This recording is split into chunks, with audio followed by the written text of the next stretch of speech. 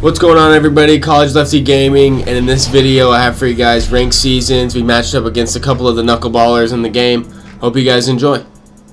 Alright, so we're just going to get right into the game. I kind of clipped this game at the end of it. I didn't get the first couple innings, but we are facing the Diamond Phil Niekro. I believe we're down by 1 run in this one, and I was able to get a base runner. Yeah, down 1-0. I was able to get a base runner. I stole second and stole third because Phil Niekro's on the mound. That's something I'm able to do. I would recommend doing that anytime you face a knuckleballer, as long as they're not really going to the slide step, throwing pitch outs or fastballs up and away or up in the zone. Then you might be able to get away with swiping a couple bags.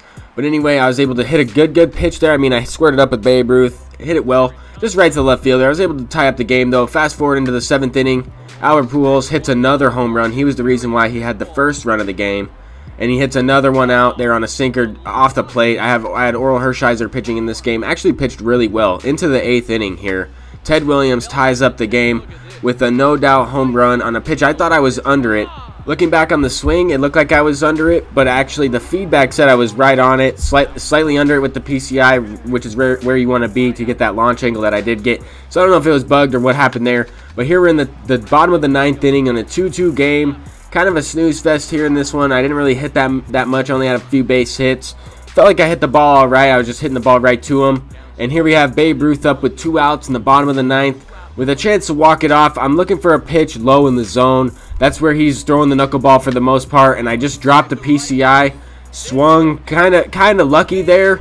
But Babe Ruth hits a no-doubt home run to walk it off. And that's how it goes. I mean, Phil Niekro just takes a couple batters. That was a regular swing. I squared it up. I got rewarded on that one. We got 30 points. I ended up losing the first game of the stream, dropping back down into DS. I just didn't hit.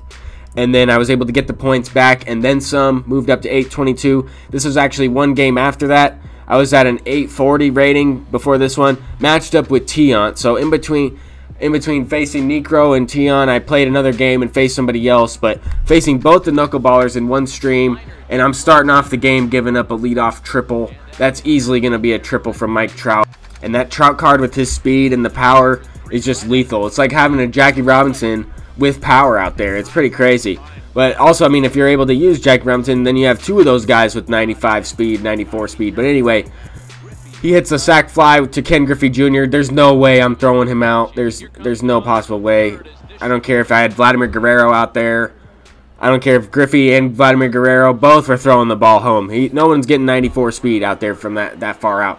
Anyway, he takes a 1-0 lead with Tiant on the mound. That's not how I want to start this game out. But here he is. The first time I've ever faced this card. I did have him before. He throws behind Griffey there. I don't know what he was doing. 0-2 count. He throws behind him. It might have been a slider. I don't know what it was. Very next pitch, throws a changeup, and Griffey makes him pay.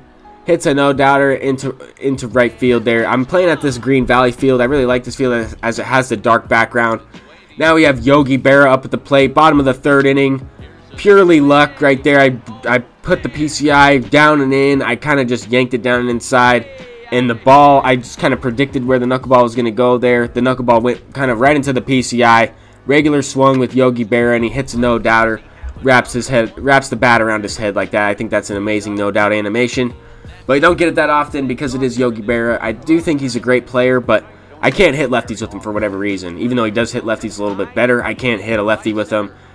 Anybody else, lefty, I'm just fine with, except for Yogi Berra. There, Ken Griffey Jr. hits his 2nd home run of the game to put us up 3-1. And against Tiant, that's pretty big. Anytime I can go up a few runs against him, that's going to be huge. This opponent was putting together some good at-bats. The first couple innings of this game, he didn't hit the best, but I could tell he was right on the ball. He wasn't missing it by much, and he was hitting balls off the plate too. So that's how you know you're facing a good opponent, when they're hitting the ball hard that is on the inside corner, just off the plate, or on the outside corner. Here I threw one right over the middle with Trout. I was trying to throw it inside. Missed location, threw it right over the plate, and he does damage there. And that's the thing, is this guy wasn't missing pitches I was throwing over the middle that often. I mean, he hit all the ones that I made a mistake pitch on, and he made me pay for those. So now it's a 4-2 game. He's chipping away, cuts the lead to 2 here, and he has Ken Griffey up with 2 outs.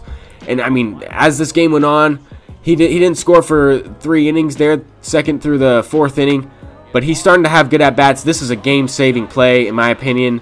If he was able to get on base there and score that extra run, it makes the game tougher. I would have probably had to go to my bullpen a little bit sooner Next inning, I hit a 3-run homer, so instead of it being a 4-3 game and him still batting, I'm hitting now, and I got a 3-run homer to make it a 7-2 game. Just completely changes the game there. That defensive play from Sandberg was huge. I said it at that time that might be the reason why I was able to win this game.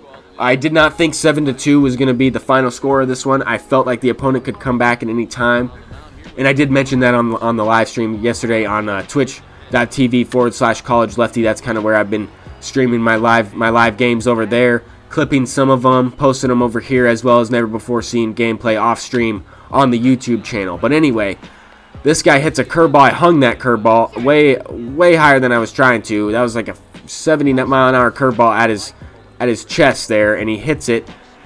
Does get the run, but he did not hit a home run, which is good, because that could have easily been sent out of the park over the right field wall. But it is a 7-3 game here in the 7th inning. I'm using this Koji Uehara. He's a very good player, but this guy, for whatever reason, was all over the slower pitch. Any pitch that was a splitter, a changeup, anything that was off speed, this guy was all over it. Even a slider inside. That last pitch that Piazza hit was a cutter in, just caught way too much of the plate. He's hitting anything off speed. I realized that, so my goal was to try to slow his bat down with Koji, and I also had Alex Wood warming up. I went ahead and swapped him out for Andrew Miller just because I noticed this guy was on the off-speed pitches, man. I didn't know what to do in this situation. Luckily, I don't know what happened here. He overruns the base with Bryce Harper, and now we're in a cheese fest trying to get these pickle outs completed, and I'm trying to finesse him here. I was able to throw cancel, make the right play, and get a double play there. That completely changed the game. In a 7-4 game, I mean, I was not confident with nobody out in the inning. Second and third with nobody out and Griffey up at the plate, and that's what he runs himself right out of the inning. Then next batter hits a ground ball to shortstop. Don't know if that would have been the result. That same pitch could have been hit a home run with clutch and everything. You just never know what you're gonna get with all these widgets in the game. All the stuff that makes a small difference can add up. But anyway, that changes the whole game. Now I'm getting a leadoff double here with Mike Piazza, regardless if I'm able to score him now that there's 2 outs. It just, I don't know, it alters what's going on. I had a chance to score that run, make it an 8-4 game. I was unable to do it with Pablo Sanchez. I just missed that ball there. But still, this is a great game. I mean, I wasn't expecting to get this many runs off Tiant. And now I give up a home run. I knew that pitch was gone as soon as I threw it. It was a hanger. Pujols hits it out, it seems like, every time against me. I've been in a mini slump with Pujols. I think I'm like 0 for my last 10 with them. I hit the ball. Maybe I hit 1 home run in the live stream yesterday, but here on the splitter low and away, I thought I got him with that one. I thought that pitch was executed well. He hit it out with Babe Ruth, a very impressive swing. But I think, yeah, I'm like maybe 1 for the past 10 or 11 swings or at-bats with Pujols. I don't know what's going on with that. For whatever reason, I keep lining out with him, hitting the ball to center field or left field on a line into the gap for an out. But anyway, the opponent seems to hit it out against me every time. So I went with Edwin Diaz because he throws hard, and I felt like this guy was struggling against the fastball. It's kind of strange in this game. You don't really have that many people that struggle with the fastball. Maybe it was just an occurrence there. He turned on it, got all of it, hit it good, and Yogi Berra just didn't have the power to send it out. I got lucky there. The GOAT didn't do it to me. And there, Ryan Sandberg, I don't know where. I thought that pitch was gone as well. I gave this guy too many good chances to tie up the game here in this last inning.